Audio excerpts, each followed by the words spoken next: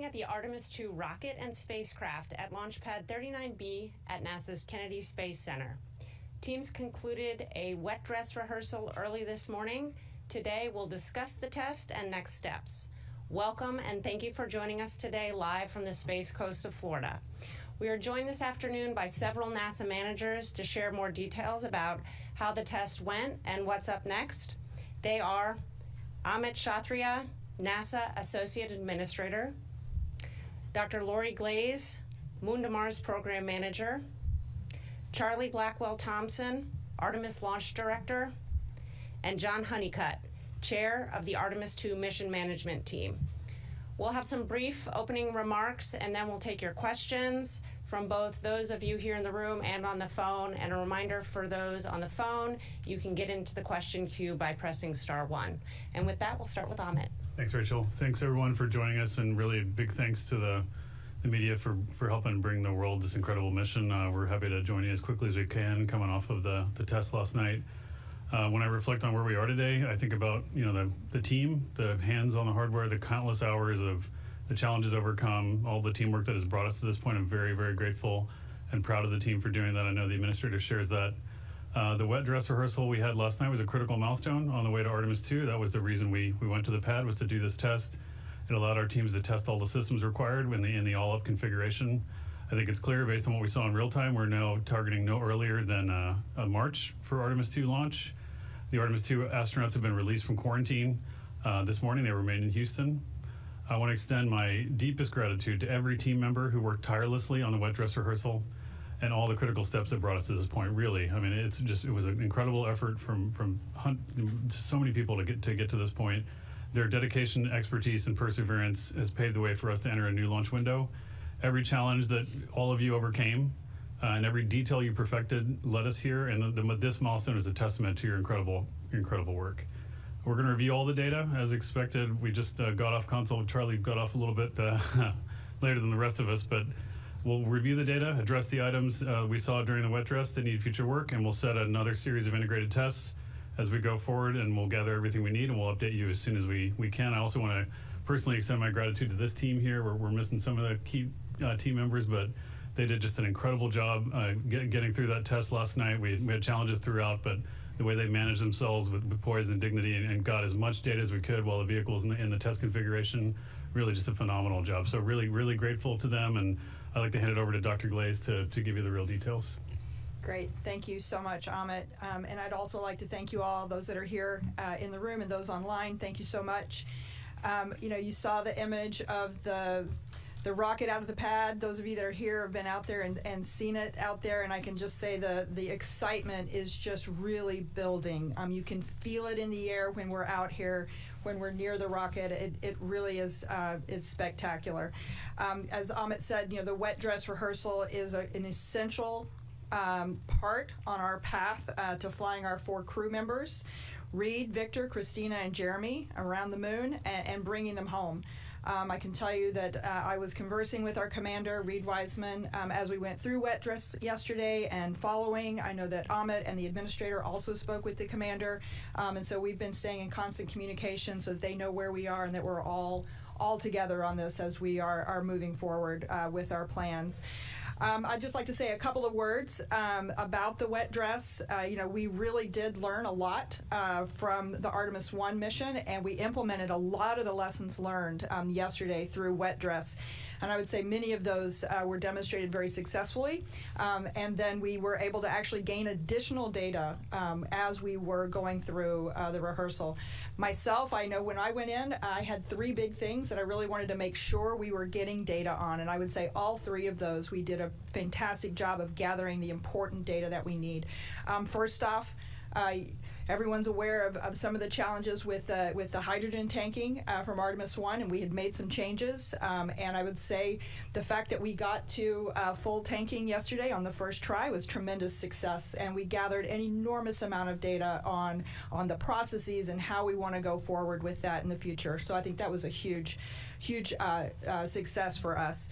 Another area that I was really focused on was there's the purge barrier that we do the nitrogen purge we have done in the pass nitrogen purge between the crew module and the LAS. And we tried something new yesterday, and I really wanted to make sure that we gathered data on how that was working. That'll inform how we perform that in the future to keep the crew and the support staff that are in the white room, keeping them safe as we load the crew, and we got a lot of data there. Fantastic. And then the third area that I was really focused on is, closing those doors, closing the hatches on the crew module and the launch abort system is a challenging process. It's very complex, a lot of steps. It's a big deal, and the more times we can practice that, the better. And I think we, again, got another rep yesterday. Our team's got some more work there. They've learned. We've, again, gathered a lot of important information that's going to help us as we're going forward.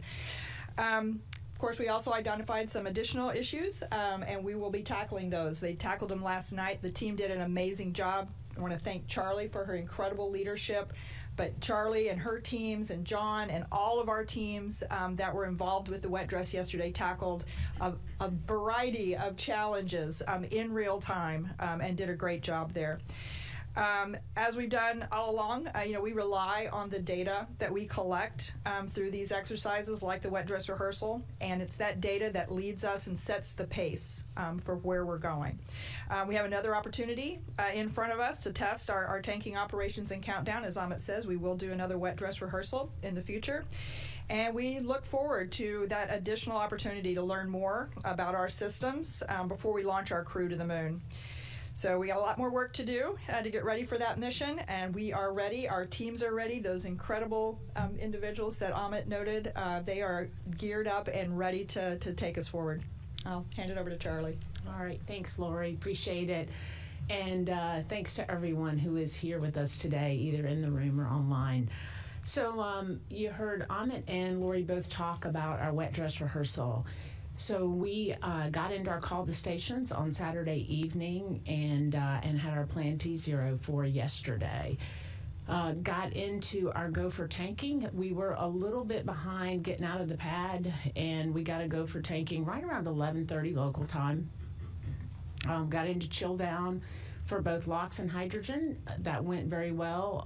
Nothing notable there per the timeline, per the plan.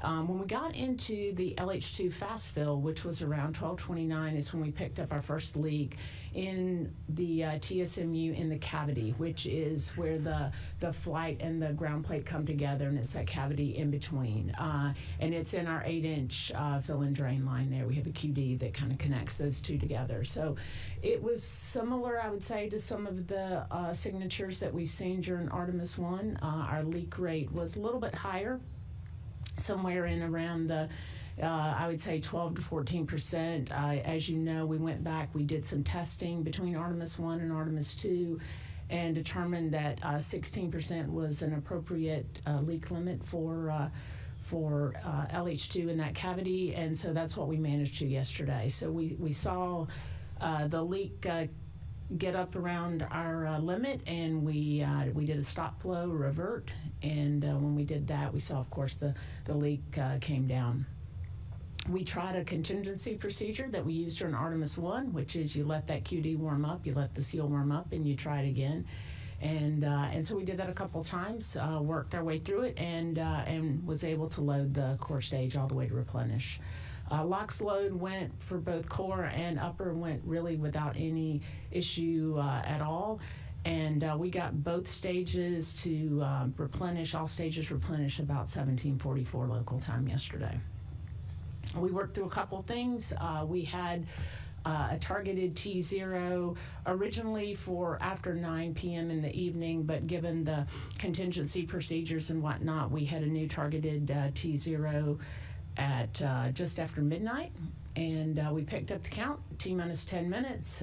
We counted through our got through our polls, picked up the count, counted through 6 minutes. Of course, the crew access arm comes back at 8.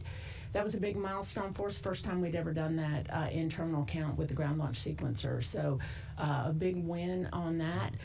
It came back just fine, latched into place just like it's supposed to. And we got down inside the 6 minutes, and that is where we began core stage pressurization. And so as we began that pressurization, We did see that the leak within the cavity came up pretty quick. We did a cutoff, which is a normal safing activity for us. We got into our safing steps. We saw the hydrogen concentration come down, and then later in the evening, we got into our drain operations.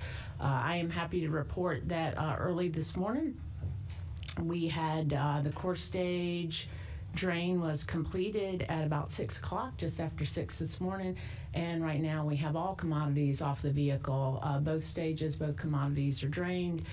We are in core stage boil off and inerting activities, and we're getting the pad open back up for control work. So that's a little bit of how the test went. Lori talked about some of the great things that came out of the test. I'll tell you, we had never loaded the core stage or the upper stage from the new 1.4 million gallon hydrogen sphere. We had gone through a complete verification and validation, but we didn't have the hardware to do it with, the flight hardware, and so that went really well. The lessons learned from how we do the sequencers in the software also went well yesterday. Already talked about locks and the CAA. And then the replenish valve. Those of you who were around for Artemis I, remember we had to send a red crew to the pad for the replenish valve, and we made some design modifications on that valve, and it worked flawlessly yesterday. And so that went really good. Lori talked about the breathing air injection that we had for the service module purge, and that was a late mod that we did. Again, worked really well while we had the closeout crew out at the pad, and we were able to do a full closeout of the crew module. So all in all, a very successful day for us on many fronts, and then on a couple of others, we got some work we got to go do. And we're going to go do it. We'll figure it out, and we'll be back here talking to you once again about when we're going to target our next wet dress and the results from that. And with that, I'll hand it over to John. Thank you, Charlie. Yeah, so this was the first opportunity for us to get the integrated stack for Artemis II on the launch pad with all the systems working together, and see it loaded full of the oxidizer and the fuel, and get to the countdown operations. It was a great demonstration for the hardware and for the team relative to performance. To me, the big takeaway was we got a chance for the rocket to talk to us, and it did just that. Test gave us exactly what we needed. It was an opportunity for us to wring out the system as well as the team before we asked our crew to go fly on launch day. I'm always particularly proud about the rigor that our teams put into reviewing the data. They stay hungry all the time, and I've been talking to some of them on the phone this morning about looking at data and what we're looking for, and just sharing some thoughts there. Going to the MMT was in place ahead of tanking operations, providing guidance to the launch director at our planned checkpoints that included the tanking operations, as well as the go for terminal count. We also provided guidance on a couple other points, which I would say were minor risk acceptance items along the way. And that's, that's the big part of what the MMT does, is provides risk assessment and approves risk or not.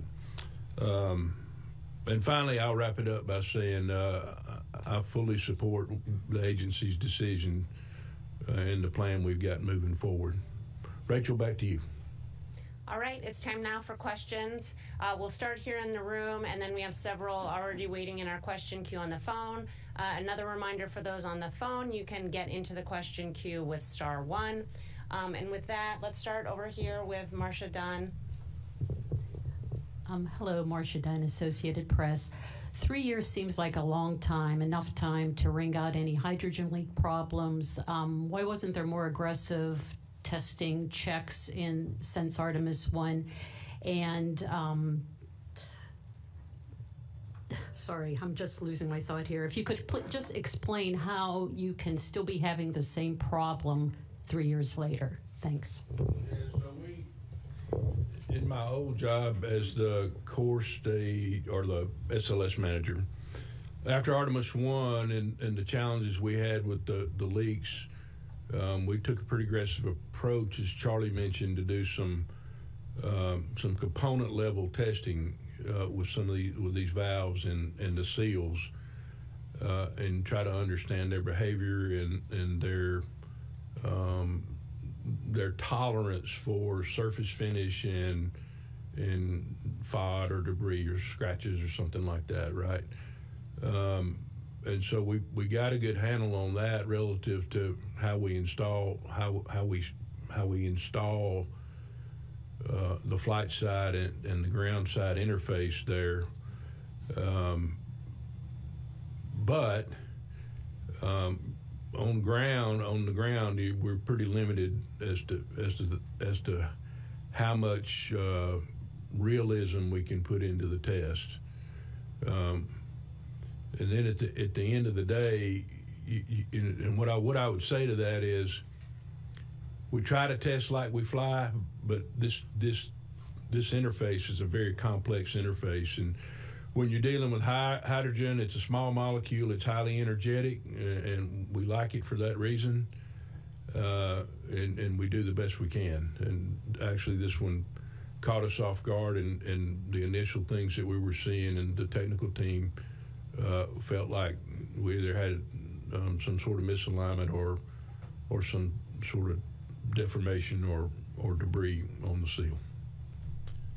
I would just add that to Marcia's point, we did make some changes, while not to the cavity itself that John was explaining, but we did make some changes to several of the hydrogen components. I talked about the replenish valve. We had a leak there. We did a design mod. It worked great. We also made some changes. If you remember from Artemis I, we also had changes in what I would call the back of the plate, in the purge can and in the debris plate. We changed the flex hose design that comes into the back of that plate. We took the way that some of the hardware was mounted and made it hard welds into the plate. We also took off some of the things that had a cantilevered load. That was some improvements we made during Artemis I, but we did make overall improvements to the ground side of the plate, and we did not see any hydrogen leaks there yesterday. So those two areas were things that were lessons learned from Artemis I that were incorporated, and they tested out really well yesterday. And it was the first chance we got to do that test in this environment. Okay, we'll go behind Marcia to Bill Harwood. Thanks very much. Bill Harwood, CBS News, with three very quick but related questions. And I know you can't answer them, but I'm going to ask them anyway. What is the earliest you think you could do another WDR? I know that's an open question. If a rollback is ultimately required for whatever reason, would that rule out the March window? And finally, if the original leak you saw during fast fill, hydrogen fast fill, has showed up on launch day, and you got the tanks filled using your technique, and you never had that problem when you pressurized the tank, would you have been good to go with the original leak, or was that we're out of here no matter what on launch day? Thanks. I'll let you answer the last one first. I'll take So where would we have been on launch day? If we were able to use our contingency procedures and we had launch window left, and we haven't gone and done the deep dive on all the timelines to see exactly where we would have landed, but certainly if we were within our parameters for launch day, within our allowable 16%, and you had not had the issue when you pressurized during terminal count, you would have been within your launch commit criteria and certainly could have been go for launch. Yes, I'll take a couple of the other ones there. The first question about the second wet dress rehearsal. We are, a few hours off of completing the wet dress from yesterday. Our teams have a lot of data they need to assess. We need to put together what the plan is and the various tests in addition to wet dress. What else do we want to do between now and then? So there's a variety of things that need to be taken into consideration. So at this time, I don't have a date for when that will be, but we certainly will let you know as soon as it gets scheduled. I'll make sure everybody knows. I don't expect it'll take us too long to get to that point, but we are still in the process of assessing the data that we collected yesterday and developing the plan. We do believe that we do have contingency pad access now available to us, and that it appears at this point that the work that's in front of us can be conducted out at the pad, and that's what we anticipate. I don't know if you wanted to add anything to that, Charlie.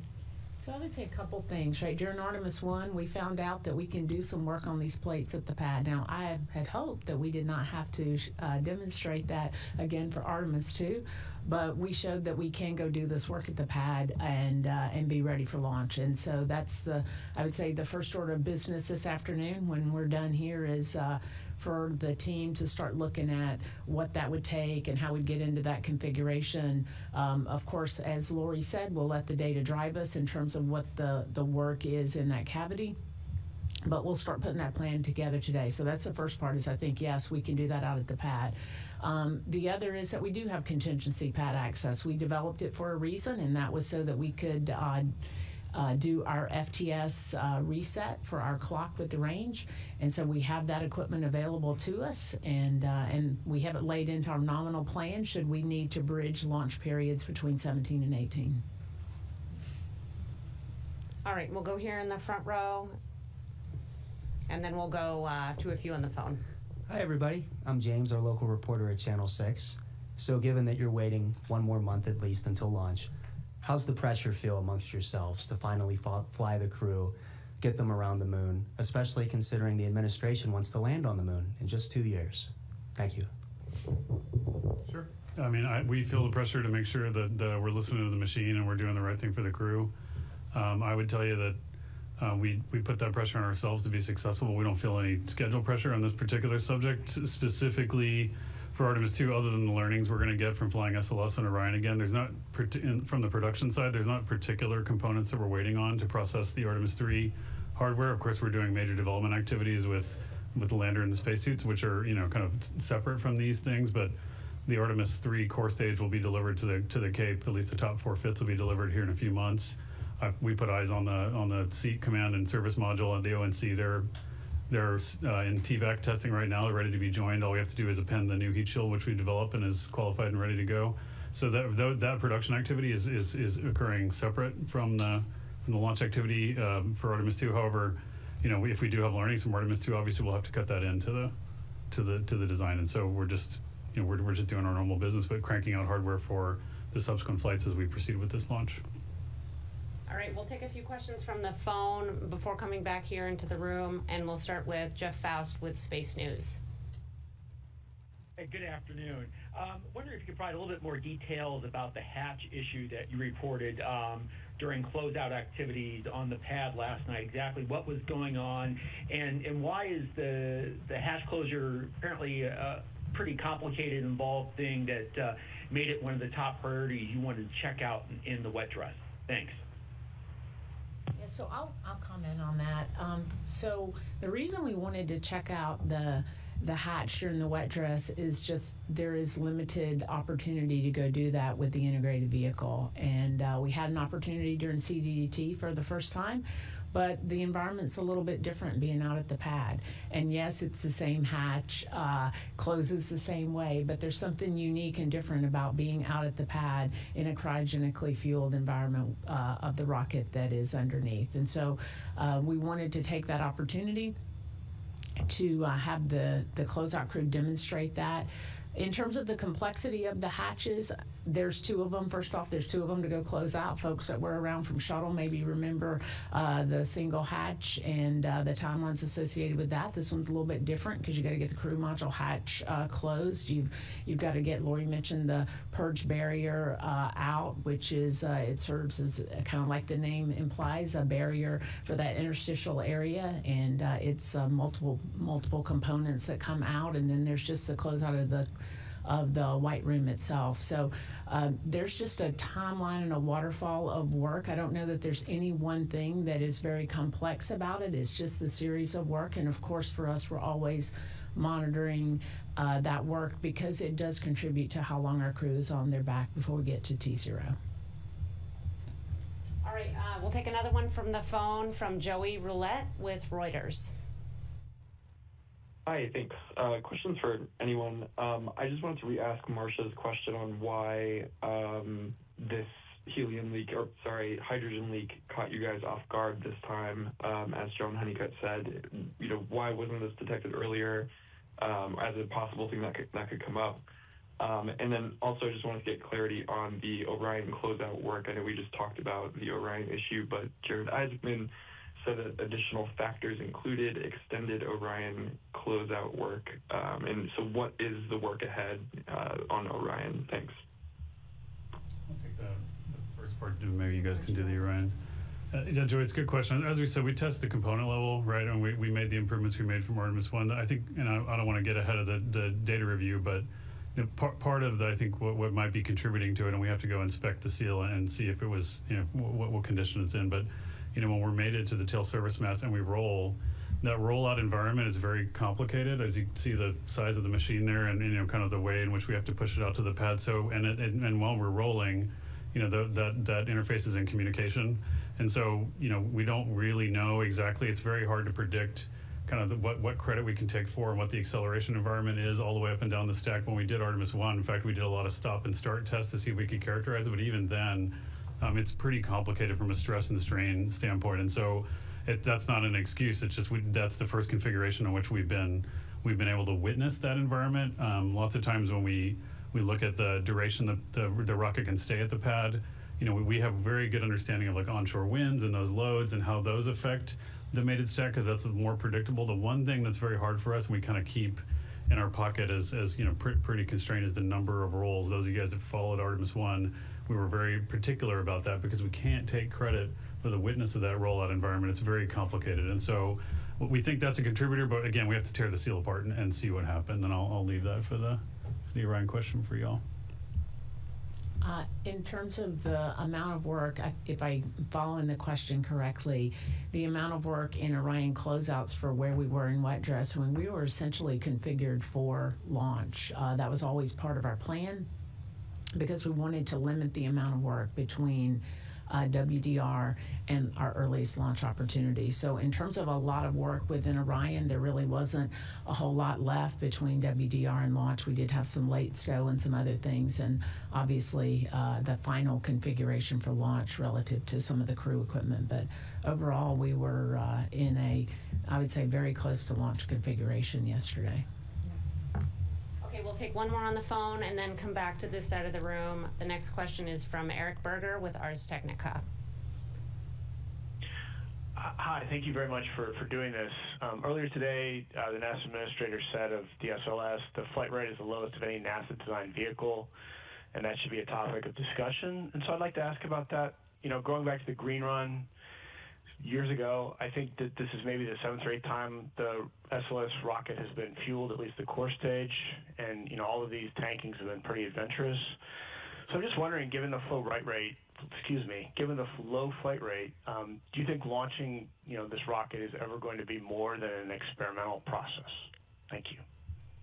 I'll take that one, Eric. It's a great question. I think you're right. The flight rate is not it's long. 3 years. It was brought up by Marcia earlier. That's a long time between the first test and the second all-up test. Of course, we've been testing across the board, in different configurations. This vehicle is designed to, or at least our test campaign is designed to conduct these all-up tests. We do component and other level testing where we do this tank pressure testing when we machine and manufacture the test. So we do get that data.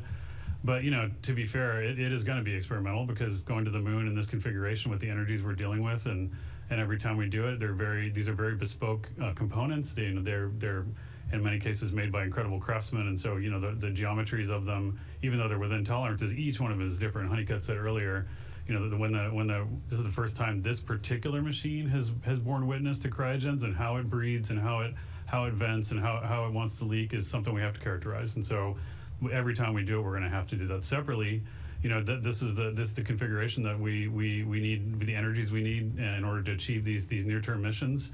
We've been talking with the administrator, at length about this, and he's very passionate about making sure we achieve the objectives of the campaign using this, but also making sure that as we go forward, we try and get to a higher flight rate so we can get more learning. And that is exactly the approach we need, which is why we're pushing for this test for this February window.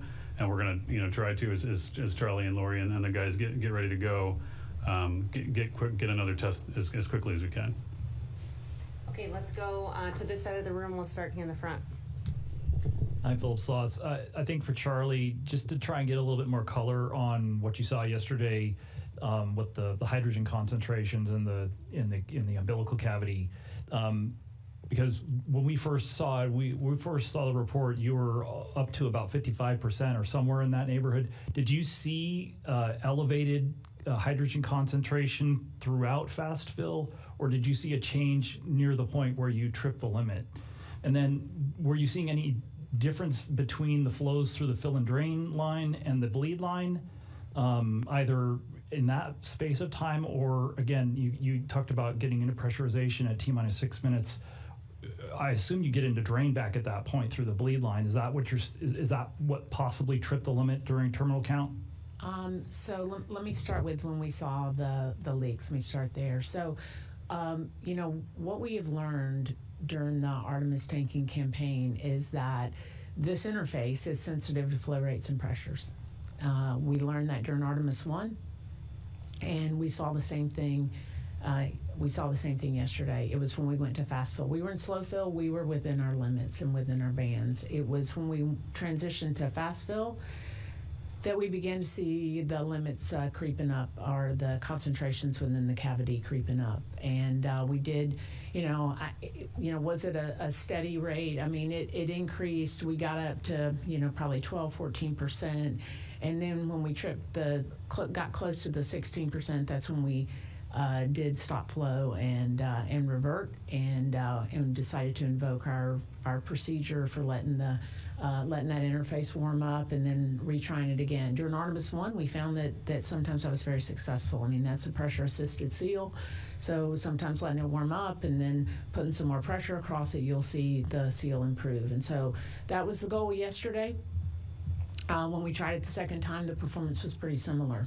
We have the ability, and what we do in that case is that we are actually pressurizing in the storage area, in the sphere itself, and we're kind of using that pressure to, hydrogen's light, and so you put some pressure in the system and kind of push it, as we say, push it up the hill. And so we started out with a lower pressure, but as we put additional pressure and got back closer to our fast fill rates, we started to see the leak. And so it was, I would say, in and around the 12 to, when we got up to 16%, we would take action. We saw that through the 3 different contingencies, but we were able to manage it. We would manage it with the pressure, get back within your leak rate in the cavity, or get close to it. And so that's how we managed to get all the way to replenish. In terms of when we saw the spike in the leak, it was in terminal count. It was as we began to pressurize the tank, and whether that came from through the 8-inch or the 4-inch bleed, we really need to get into the plate and take a look, and we'll know more, in a few days when we get in there. So it'd be hard to say at this point. Again, the team's going through the data, so if you ask me tomorrow, I might have a better answer. But right now, I'd tell you that based on the timing, it looked like in real time that it was likely through the 8-inch. Could have been the 4 though. So we'll take a look at all that and see what was going on there. But it did go up, and it went up very quickly, and so we knew that we had something that we didn't understand. That's why the operator immediately gave a cutoff, and we got into saving. Okay, we'll go to Irene Klotz here, and then Will Robinson-Smith, and then we'll take a few more from the phone. Hi, Irene Klotz with Aviation Week. I have a question first for Charlie or John. You ended up adjusting the timing for the wet dress because of the cold, but then did the wet dress in the really cold. Can you just explain a little bit about what you were doing during those 2 days, and if there was any equipment or systems that were close to qualification limits because of the cold? And for Amit, did the Falcon 9 upper stage anomaly yesterday do anything for your planning for Crew 12 launch? Thanks. I'll do the Falcon 9 first, guys, and hand it to you guys. Yeah, thanks, Irene. Yeah, we did. SpaceX did a report as soon as it happened on a Starlink flight that they had an upper stage anomaly. They're working that with the FAA. So I don't want to get in front of that. The FAA is the lead investigative body. We do have our teams with commercial crew embedded in that investigation. And so in terms of how it affects our plans for Crew 12, et cetera, we're pressing towards our Crew 12 window. We're planning towards, just a week, a little bit more than a week from now to start that preparation. But again, that's going to be contingent on the return to flight rationale, which we're heavily partnered with both the FAA and SpaceX. All right, the 2 days that we delayed wet dress. So let me say a couple things that weren't part of your question, but I'm really proud of the team that worked so hard to get to wet dress early. Right, we looked at what we could do to get there early. Our team had the work done. We were prepared to do wet dress 2 days earlier than we actually did it, and so that actually ended up being a wonderful thing. Now the weather wasn't so wonderful, right? We were in unprecedented cold here in the state of Florida. We were very deliberate about looking at the weather and determining if we were in a configuration to do the test. Originally would have been our T0 would have been Saturday evening when we ended up doing our call to stations. If you recall, on Saturday evening it was very cold and it was very windy, and we did look at the weather and look at our criteria. The main criteria there for a wet dress, which is different than launch. On launch day, you absolutely have requirements for temperature and winds and other things. For wet dress, we did look at our temperatures because we needed to determine if we were within our certification limits for the ground hardware as well as for the flight hardware, and we looked at winds, and winds was really the more concerning item. There was 37.5 knots was what we were looking at as our constraint. And that was the primary driver for when we moved the wet dress originally from Saturday to Monday. And that was a great call, because those of you who were here in the state of Florida during that time, you know that we had 50+ knot winds on Saturday night. And so that would not have been a good configuration for us to be tanked in. It certainly would not have been a good configuration for us to send our closeout crew to the pad.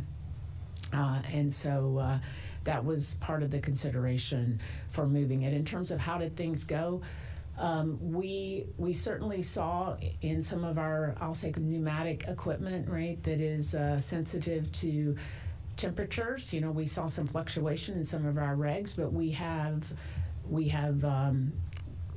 as part of the configuration and part of the control on those, they have some automatic or E-reg control that accounts for changes in temperature and pressure. And so we were able to manage all of that. There wasn't anything significant that I would say came out of yesterday other than, you know, activation of some heaters and those types of things. In terms of protecting the vehicle, we had purge going to the aft skirts during the, excuse me, during the cold weather period. Sorry.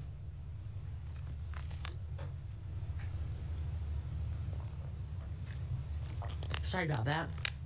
We had purge going to the vehicle. We had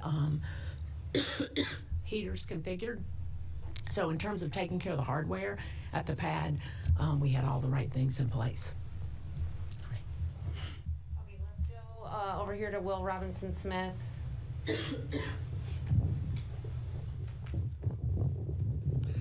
Hi, Will Robinson-Smith with Spaceflight Now. Thank you for taking the time to talk with us. A question first to Charlie and then a second to Amit.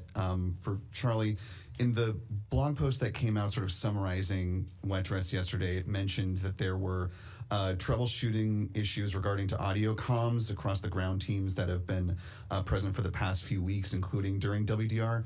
Can you characterize what those were, and are they the same or different than what we're seeing during CDDT in the VAB? And then for Amit, as you're looking towards the future of SLS, bringing in the exploration upper stage, I know the green run is coming up for that in the somewhat near future. Can you talk about some of the planning to maybe nip some of the issues that you've had with the vehicle in the bud for that second version of SLS that's coming down the pike to hopefully make the process to getting to launch a little bit easier? Thanks. You need a break. Yeah, I'll go go ahead and then I'll yeah, do the sure. No, follow-up. it's good. We're looking at the production there for what we're doing at Stennis and how to make those tests more efficient. In fact, we came up with a unique nozzle config so we can do sea level testing of the vacuum engines to make that a little bit better. We'll see how that works. But you know, across the board, we're trying to learn manufacturing fabrication techniques to make that more quick too. I mean, these are big circumferential welds. the diameter is pretty large. We're using a slightly thinner material because we're very mass sensitive there, and so we're learning those things both at Michoud and we're configuring the rigs at Stennis. But I mean, as we go, as we learn every core stage, and is a little bit different, right? As was pointed out earlier, it's an experimental vehicle, and just I'm reminded again, for almost 4 days and 40 years from Challenger, nobody sitting in one of these chairs needs to be calling any of these vehicles operational. So, Charlie? Yeah, so the comm issue that I believe you're referring to is a few days before wet dress, and I forget now exactly how many, but we had a significant comm outage in LC-39 with the ground communication system.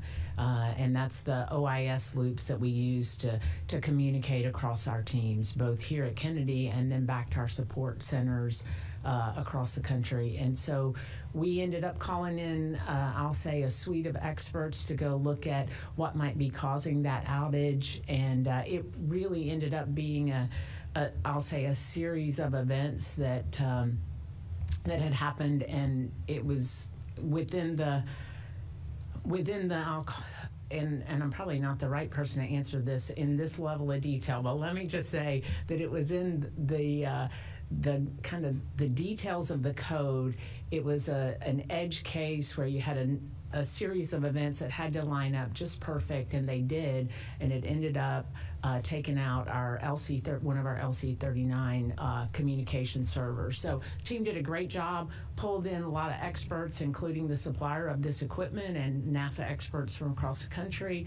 They did a deep dive on all of this, were able to diagnose the root cause right away, put a series of workarounds in place, and I'm happy to report that the comm worked fine during the wet dress rehearsal. And wet dress and launch are a great test case, because if you think about, when you're doing a single test, you might have a handful, maybe you got 30, 40 users, but on wet dress day, you've got centers across the country. We're all tied together. You've got hundreds, maybe thousands of users. There's a big load on the system, and it worked really well. So the team did a great job resolving that issue.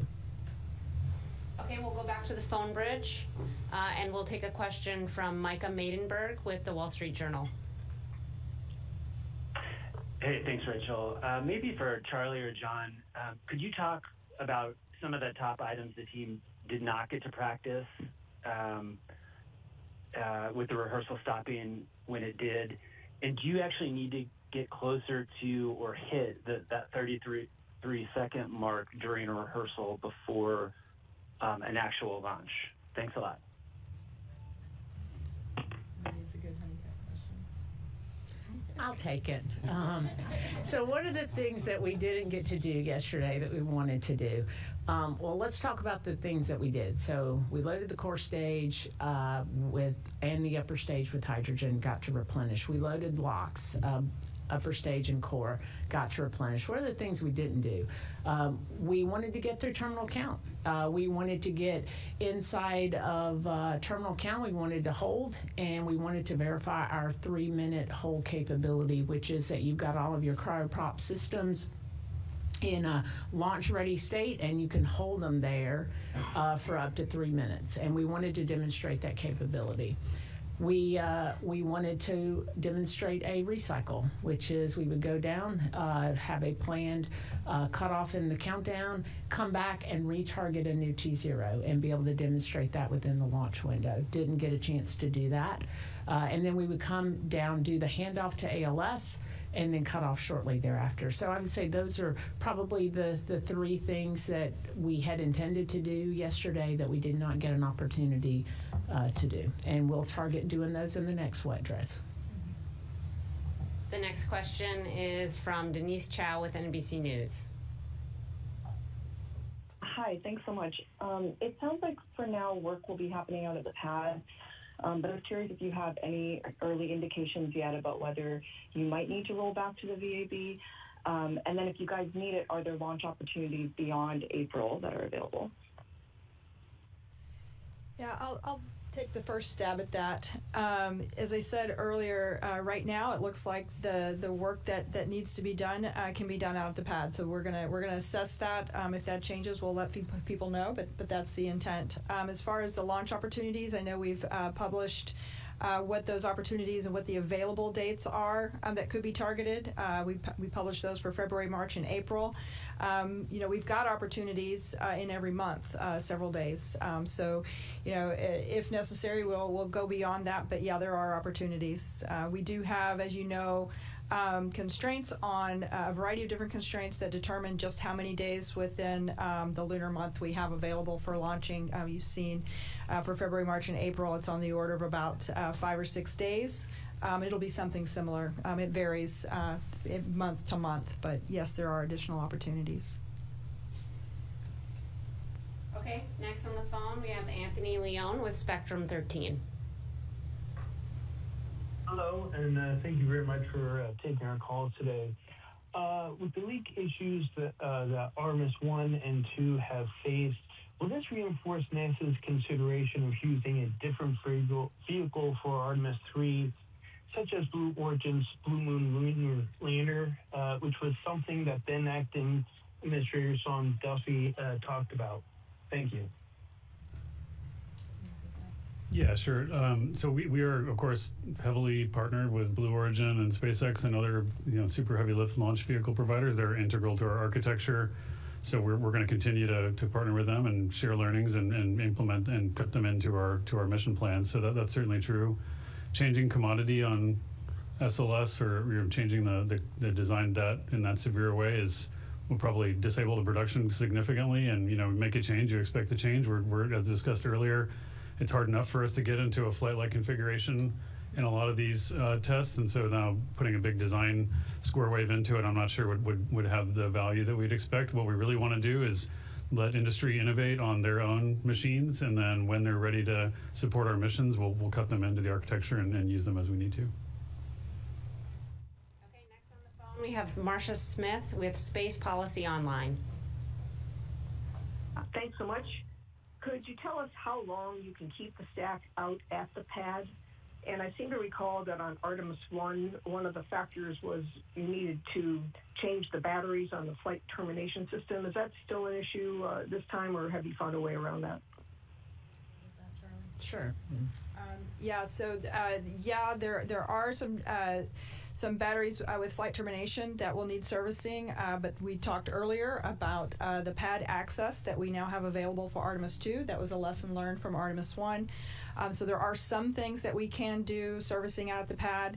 I will say that we do have other batteries. For example, the cryogenic propulsion stage, our upper stage. That those batteries will need to be serviced at some point. And so that if we go beyond the March time window, we probably would have to roll back in order to access those batteries. That's anticipated right now. So, yeah. Did you want to add to that, Charlie? No, I think you covered it. Okay, we'll take one more on the phone and then come back into the room. Next question is from Josh Dinner with Space.com. Hi, thank you so much. Just a clarification question. You mentioned the quick disconnect. Is that the same component that caused issues with Artemis 1? And is it a piece of ground equipment that would have been refurbished or replaced after that launch? Or is it the same physical piece of hardware? No, it's different hardware on the flight side. It's same. The major components are similar on the ground side. There's probably some small parts and things like that that get refreshed. Okay, we'll come back to the room here in the white sweater.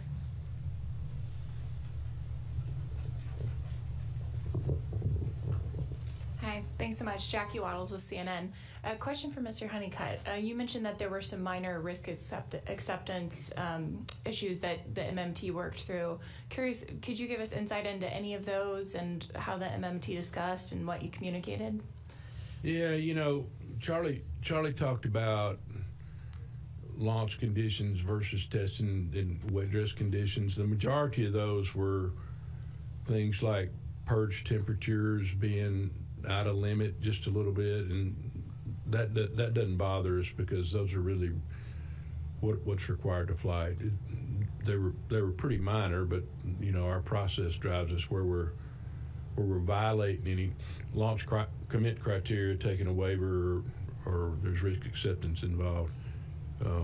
Charlie and her team bring that forward to the MFD.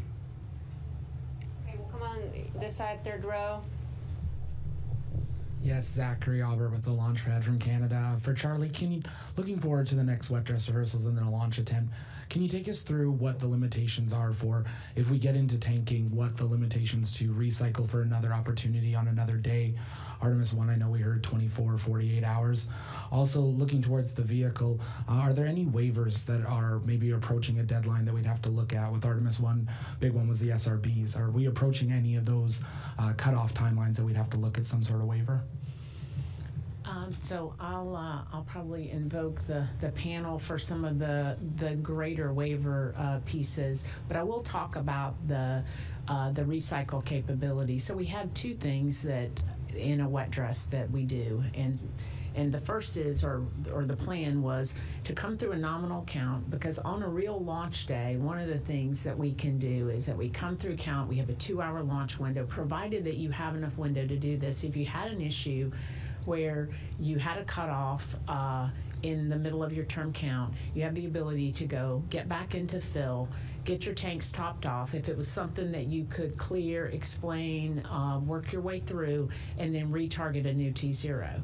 That is not a capability that we had demonstrated during Artemis 1. Thankfully, on Artemis 1 launch night, we came through terminal count without an issue at all and didn't need that capability. But we wanted to demonstrate. We've done it a ton of times in sims. Time and time again, it's part of our normal sim cadence is to go through and do a recycle, but we've never done it with the hardware. So we wanted to demonstrate that. So that recycle is, you are coming through term count, you are going back, and you're going to retarget another T0 within that same 2-hour window.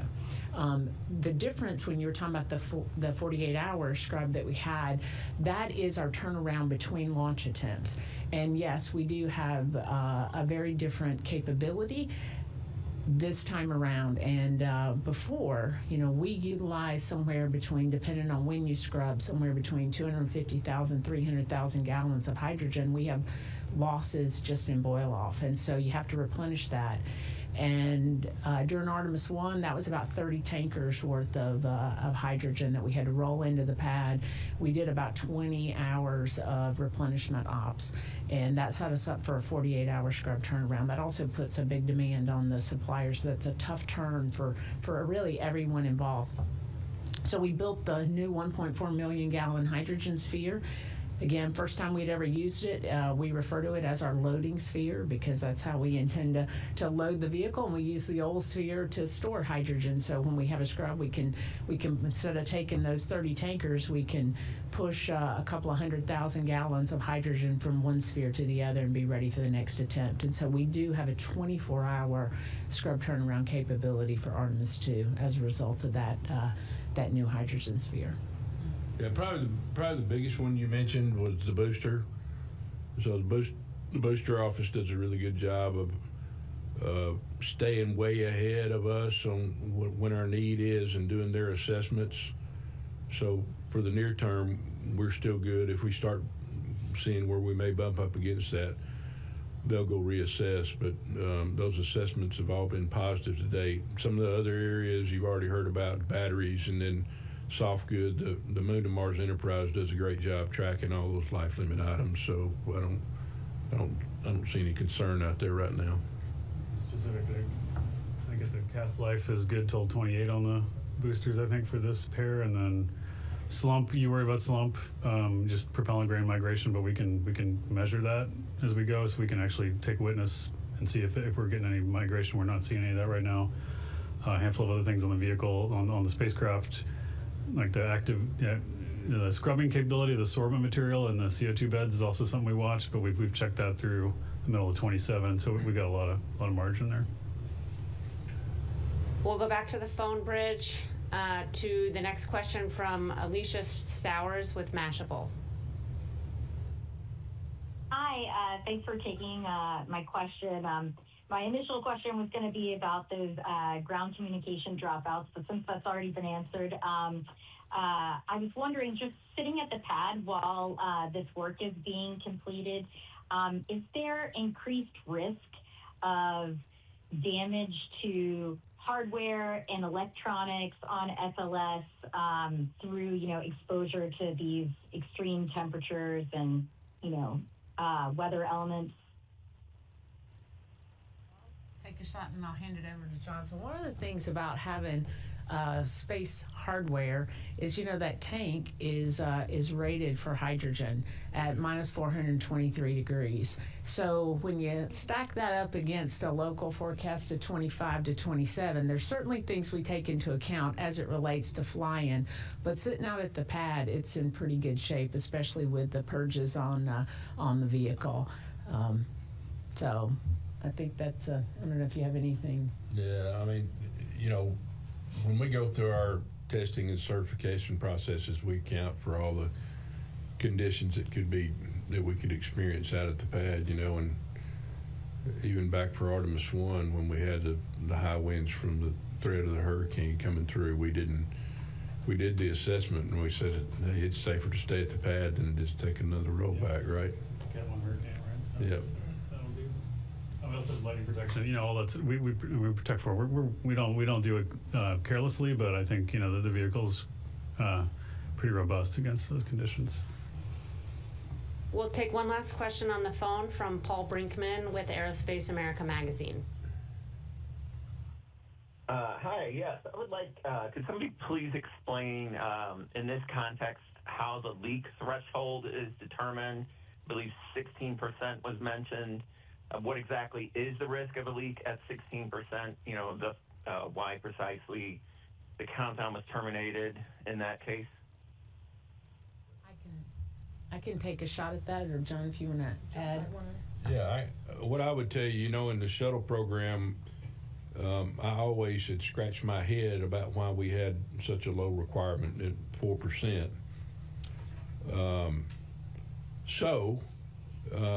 We challenged the team to go back and do testing relative to that. These small volumes, I think it helps you to understand where we have these leaks. They're purged. They do have a vent coming out of them. Obviously, at somewhere the leak's concentration's 100%, but when you get a leak, it mixes with the purge and then it vents to atmosphere. So we wanted to understand how these small volumes are operate, and what the threat and what kind of energy you can have, and whether you can have just some sort of a small flame front that can't sustain itself, or something much worse than that. And when we did those tests, and it was fascinating to go through the data review with the team and see the imagery that they got. But that's where we got comfortable with this 16% limit. I can assure you we had some margin associated with that too. If you got something else, go ahead. I was just going to say, we were really fortunate that one of the things that the SLS program, they came up with a test campaign that actually looked at that cavity, the characteristics of the cavity, the purge in the cavity, and introduced, and this was with an outside test agency, that introduced hydrogen to see when you could actually get it to ignite. And at 16%, you could not, and that's what the limits were based on. It was based on test data. All right, that's all the time we have for today. I want to thank our participants for being here today. We will share more progress on our Artemis blog, so you can stay tuned there for additional updates. And thank you for joining us.